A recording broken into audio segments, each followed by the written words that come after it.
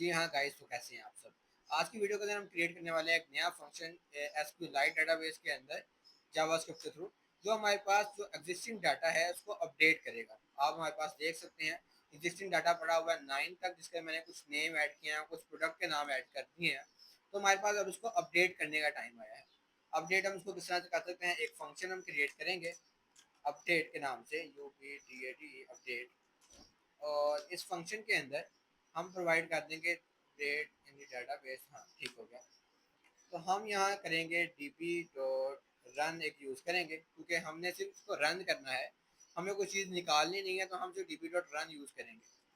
और इसके बाद इस फंक्शन को अपडेट डाटा, मेरे ख्याल से जो अपडेट वाला कीवर्ड है जावास्क्रिप्ट में पहले से है, इसलिए हम अपडेट डाटा का यूज़ कर रहे हैं। और यहाँ से जाके इसको हम एक्सपोर्ट भी कर देंगे। तो हमारे पास आ गया अपडेट डाटा। अपडेट डाटा को अब हम क्या करेंगे, यूज़ करेंगे। हमारे पास ये क्या प्रोवाइड करेगा अपडेट डाटा, हमारे पास गेट डाटा का एक यूज़ करेंगे हम फंक्शन, जो कि सब कुछ लेके आ जाएगा। ठीक है, इसको हम अगर एक दफ़ा अगर रन करें तो हमारे पास ID is equal to object zero. तो हम ये यूज़ कर सकते हैं कुछ फिल्टर्स का, जैसे कि अगर हमने ये यूज़ किया है गेट डाटा का फंक्शन, तो हम यहाँ यूज़ कर सकते हैं ओनली गेट डाटा का एक फंक्शन ONLY। ये हम क्रिएट करेंगे, एक न्यू फंक्शन है ओनली गेट डाटा। ये हमारे पास किस लिए यूज़ हो रहा है, डाटा में फिल्टर लगाने के लिए यूज़ होगा ये वाला ओनली गेट डाटा का फंक्शन। और एक हमारे पास सिंपल फंक्शन होगा जो कि होगा गेट डाटा का, गेट ऑल डाटा का एक फंक्शन हम क्रिएट करेंगे। हम यहाँ फंक्शन क्रिएट कर देते हैं गेट ऑल। ये सिंपल हमारे पास फंक्शन है जो कि db.run करेगा, और हमारे पास एक क्वेरी रन करेगा जो कि है select select all from student from student। और हमारे पास कॉल बैक रन करेगा db.all यूज़ करना है, क्योंकि हमारे पास कुछ रिटर्न भी आ रहा है। ERR यूज़ करेंगे, साथ हम रोज़ लिखेंगे, और इसके बाद इसको हम इस तरह से प्रिंट करवा देंगे। ठीक हो गया।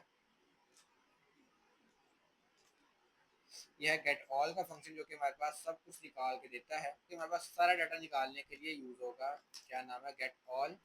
और हम यहाँ यूज़ करेंगे गेट ऑल का फंक्शन, जो कि हमारे पास सब कुछ निकालने के लिए सेपरेट फंक्शन है, जो कि यूज़ करेंगे हम। इसको हम रन करेंगे, हमारे पास सारा डाटा जितना भी है डाटा बेस के अंदर वो निकल आएगा। अब नया फंक्शन जो हम क्रिएट कर रहे हैं वो है अपडेट डाटा का।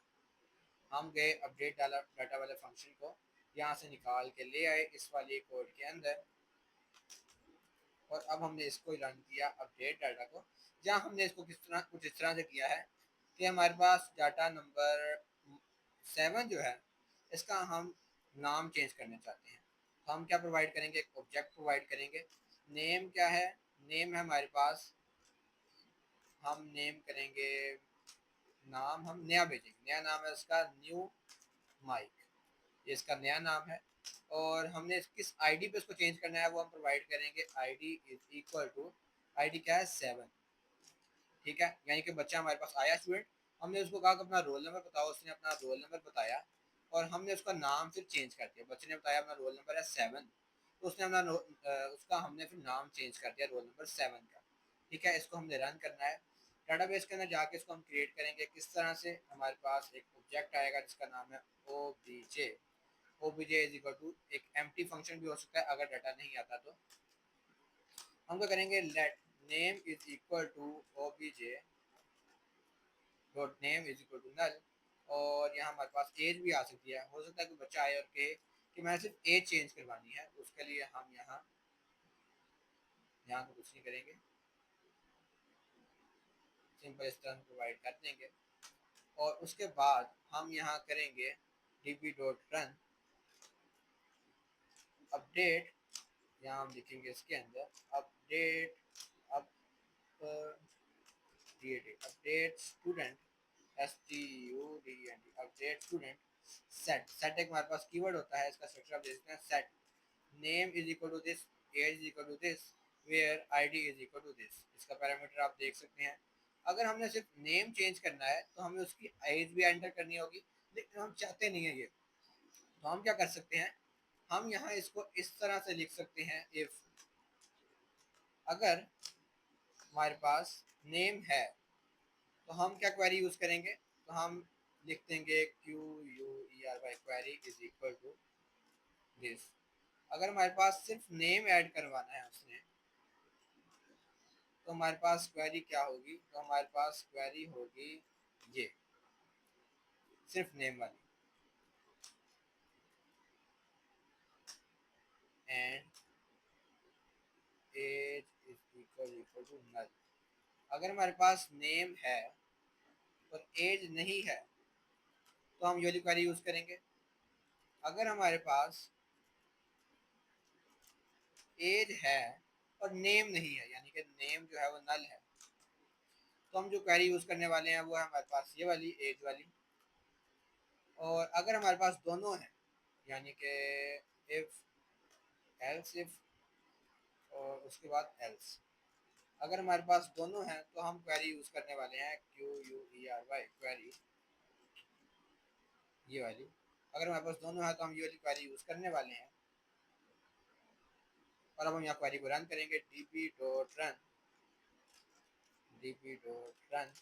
और इसके अंदर हम प्रोवाइड करेंगे सबसे पहला पैरामीटर हमारा क्वेरी जो हमने ऊपर लिखी है, और उसके साथ हम प्रोवाइड कर देंगे नेम एज और ऑब्जेक्ट। ठीक है, पैरामीटर भी चेंज होंगे। जब हमारे पास पैरामीटर हमने प्रोवाइड करना ही नहीं है तो पैरामीटर भी हमारे पास चेंज होंगे।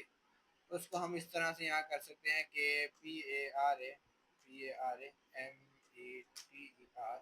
Parameter is equal to name और object, parameter is equal to age and object, parameter is equal to name age and object. ठीक हो गया। अब हमने क्या करना है, db.run के अंदर हम यहाँ भी वो वाली एरे ही यूज़ करेंगे। ठीक है, यहाँ हम यूज़ करेंगे PARA पैरामीटर्स को,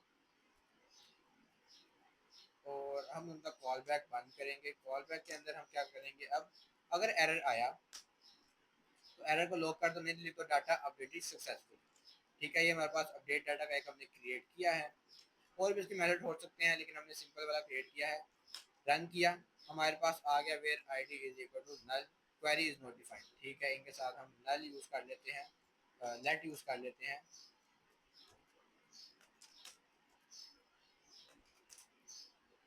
अब इसको हम रन करेंगे तो हमारे पास अभी भी आ रहा है कि क्वेरी इज नॉट डिफाइंड।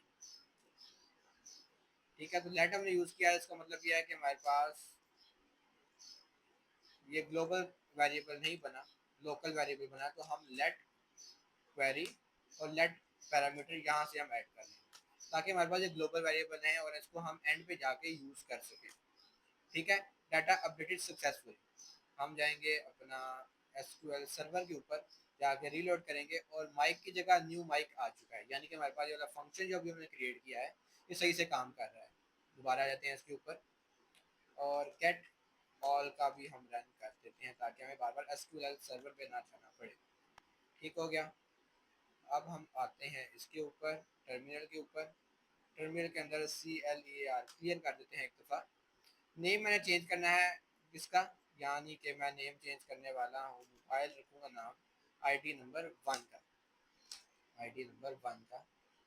ठीक हो गया, ID नंबर 1 का मैंने नाम चेंज करना है, नाम रख देना है मोबाइल। इसको मैंने रन किया, कल ही के नाम चेंज हो गया मोबाइल।